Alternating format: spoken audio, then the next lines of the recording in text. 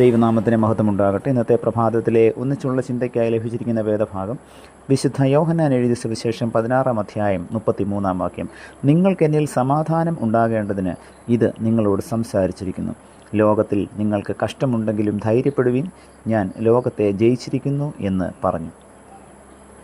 പല കാരണങ്ങളാൽ വളരെ പിരിമുറുക്കത്തിലായിരുന്ന ഒരു മനുഷ്യൻ തൻ്റെ സ്നേഹിതനോട് പറഞ്ഞു, എൻ്റെ മനസ്സിൽ നിറയെ സംഘർഷമാണ്, എപ്പോഴും വിഷാദഭാവമാണ്, സത്യത്തിൽ എനിക്കൊന്ന് ചിരിക്കുവാൻ പോലും കഴിയുന്നില്ല. സുഹൃത്ത് അവനോട് ഒരു മനഃശാസ്ത്ര വിദഗ്ധനെ കാണുവാൻ ഉപദേശിച്ചു. അങ്ങനെ ആ മനുഷ്യൻ ഒരു പ്രസിദ്ധ ഡോക്ടറെ പോയി കണ്ടു.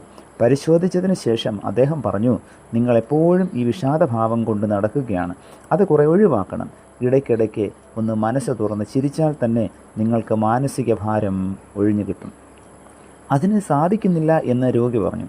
എന്തെങ്കിലും രസമുള്ളത് വായിച്ചാലോ എന്ന് ചോദിച്ചപ്പോൾ എന്ത് ഫലിതം കേട്ടാലും ഞാൻ ചിരിക്കുകയില്ല എന്ന് രോഗി മറുപടി പറഞ്ഞു. അടുത്ത് പ്രസിദ്ധമായ ഒരു സർക്കസ് നടക്കുന്നുണ്ട്.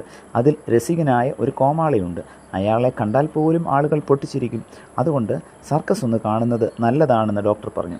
അപ്പോൾ ആ രോഗി ഒന്ന് പുഞ്ചിരിച്ചു. എന്നിട്ട് പറഞ്ഞു, സർ, ആ സർക്കസ് കൂടാരത്തിൽ ആളുകളെ പൊട്ടിച്ചിരിപ്പിക്കുന്ന കോമാളി തന്നെയാണ് ഡോക്ടറോട് സംസാരിക്കുന്നത്. എല്ലാവരെയും ചിരിപ്പിക്കുവാൻ എനിക്കറിയാം, പക്ഷേ ഞാൻ സ്വയമായി ചിരിക്കാറില്ല. പ്രിയമുള്ളവരെ, ഇത് ഇന്നത്തെ സമൂഹത്തിൻ്റെ അവസ്ഥയാണ്. മനസ്സ് തുറന്നൊന്ന് ചിരിക്കുവാൻ പോലും കഴിയാത്തവർ, ജോലി കൂടുതൽ കൊണ്ടൊന്ന് വിശ്രമിക്കുവാൻ കഴിയാത്തവർ, പിരിമുറുക്കവും അസ്വസ്ഥതയും കൊണ്ട് ദിനവും ക്ലേശിക്കുന്നവർ, അധ്വാനിക്കുന്നവരും ഭാരം ചുമക്കുന്നവരുമേ എൻ്റെ അടുക്കൽ വരുവിൻ എന്ന് വിളിക്കുന്ന ക്രിസ്തുവിൻ്റെ സന്നിധിയിൽ നമുക്ക് അടുത്തു ചെല്ലാം. ആ ക്രൂശിങ്കലേക്ക് നമുക്ക് യാത്ര ചെയ്യാം. നിൻ്റെ വ്യാകുലങ്ങൾ അവന് സമർപ്പിക്കുക. സകല ബുദ്ധിയെയും കവിയുന്ന ദൈവത്തിൻ്റെ സമാധാനം അവൻ നമുക്ക് നൽകും. അസ്വസ്ഥതയുടെ സ്ഥാനത്ത് ശാന്തിയും സമാധാനവും അവൻ പ്രദാനം ചെയ്യും.